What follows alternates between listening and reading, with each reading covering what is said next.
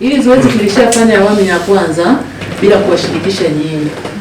Lakini serikali imeona kuna haja tena ya kuwashirikisha nyinyi na ndio maana mmechaguliwa. Lakini kwa awamu ya kwanza kwa wilaya ya Serengeti tulifanya vizuri, tulifanya zaidi ya 120%.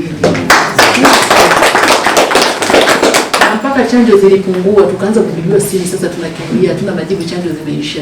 Kwa hiyo kazi mnayoenda kuifanya sio kubwa, ni kwenda tu kutusaidia kumalizia kwa awamu ya pili. Kwa hiyo hamna kazi kabisa, na kuna vijana tayari wameshafika site.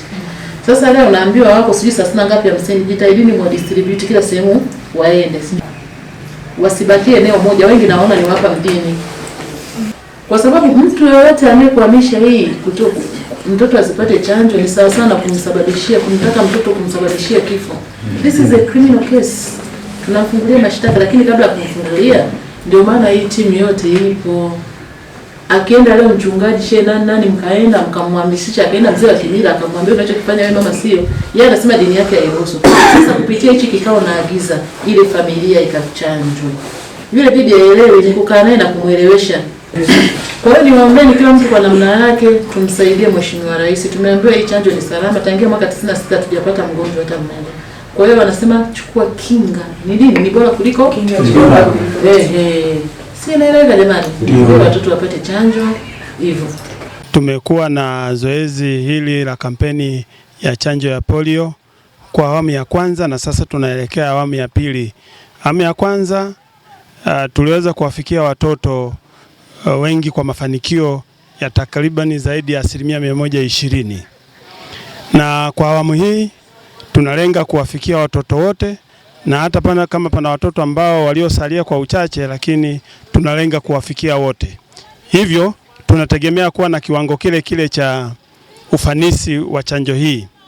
Na kupitia utaratibu huu pia nitoe wito kwa jamii kujitokeza kwa wingi ili watoto waweze kupatiwa chanjo. Tukumbuke chanjo hii inatolewa nyumba kwa nyumba kupitia timu zetu ambazo zimeandaliwa tayari. Lakini pia maeneo ya mashule na maeneo mengine ya magulio na masoko ili tu kuhakikisha kwamba watoto wote wanafikiwa.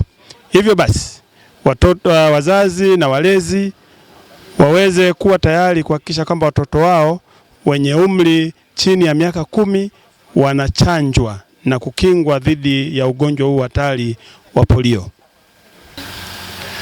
Timu zetu mtaani utambulisho wake unaeleweka. Kwanza kwa watu wa huduma za chanjo watakuwa kwenye uniform maalum za kwao kama watu wa huduma. Lakini wenzao wengine ambao ni watakwimu na wahamasishaji au wataonekana katika taratibu zao za kawaida. Isipokuwa timu inakuwa na watu watatu. Ina mchanjaji, ina mhamasishaji na ina mtu wa kutunza na kuchukua takwimu. Utoaji wa chanjo ya polio kwa watoto chini ya miaka 10 ambao zoezi hilo linaenda sasa kuanzia tarehe 7 mpaka tarehe 10. Lengo ni kuhakikisha kwamba kila mtoto mwenye umri huo aweze kupata chanjo iliyokusudiwa ili kumkinga dhidi ya ugonjwa huu mbaya na hatari wa polio.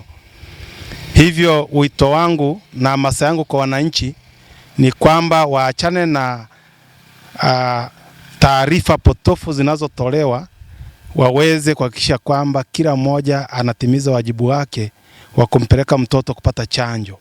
Kiukweli kwa awamu ya kwanza iliyopita mwitikio ulikuwa ni mzuri, tuliweza kuelimisha wananchi na walielewa, na asilimia kubwa, asilimia zaidi ya 100 waliweza kuhakikisha kwamba wanatimiza wajibu wao ili watoto waliweza kupata chanjo. Kwa hiyo na awamu hii ya pili sasa ninahamasisha wananchi wote, wale waliobaki ambao hawakupata chanjo, lakini pia wale ambao walipata waweze kupata chanjo hii ya marudio ya awamu ya pili kuhakikisha kwamba nchi yetu inakuwa salama.